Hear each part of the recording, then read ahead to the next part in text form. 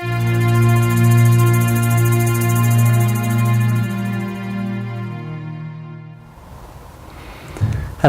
and welcome to our video for week 4 of the Way of the Desert, as we turn to the book of Numbers and witness the Israelites on the move once again. At the beginning of the week, the Israelites are still camped beside Mount Sinai, where they've been for nearly a year. By the end, they have reached the River Jordan and are within striking distance of the Promised Land. Only here there's a problem, a very big problem. Not just leaves on the line or the wrong kind of snow, but an act of fear and faithlessness that delays their onward journey by a full 40 years. Somehow this generation of Israelite men and women isn't ready for the Promised Land. That is the message of the book of Numbers. It might not even be good for them. They've been brought up as slaves in Egypt, with all the trappings that accompany a slave mentality: fear, anxiety, suspicion, frustration, dishonesty, hoarding, selfishness, grumbling. In many ways, the second and third legs of their trek through the desert from Sinai to Kadesh, then Kadesh to the River Jordan, have only made matters worse, have only revealed these things more clearly. So when the 12 spies are sent into the Promised Land, and when 10 of them return with terrifying, almost surreal stories of giants and of the land swallowing people up, it's the last straw. It's true that the remaining spies, Joshua and Caleb, put in a more positive minority report, but in the general panic, no one's listening.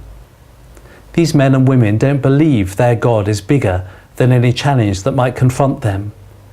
They resemble a fear-filled rabble more than a holy nation. It's their children, those who have been brought up as free, not enslaved, as trusting, not suspicious, who will have the mental and spiritual resources for all that lies ahead. So there's a whole lot of frustration and yes, sadness in this week's readings.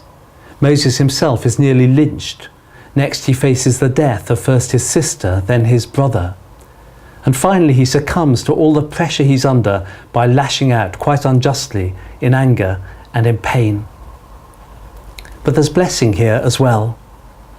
Most people remember the story of Balaam, if they remember it at all, as a fable involving a talking donkey. But though there's a good dose of humour in the story, there's also real encouragement in Balaam's words of blessing at just the time when Moses and the Israelites need it most. What lessons then can we glean from this challenging part of the Exodus story?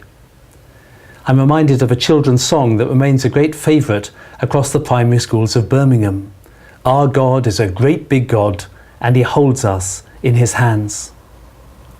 Whether we're confronting difficult personal issues or problems within our homes or families, our churches or workplaces, do we listen to the 10 spies with the panic in their voices, or to Joshua and Caleb with their words of confident assurance? And even where we listen to the wrong voices and head off down a faithless path, as the Israelites did, do we trust that God still has a purpose for us, that he is there to bless, not condemn, to set us on our feet again, dust us down, and cheer us on our way? It's a simple song the children sing, but where it's lived out, the effects could hardly be more profound. Our God is a great big God, and he holds us in his hands. Enjoy this week's reflections, and thanks for listening.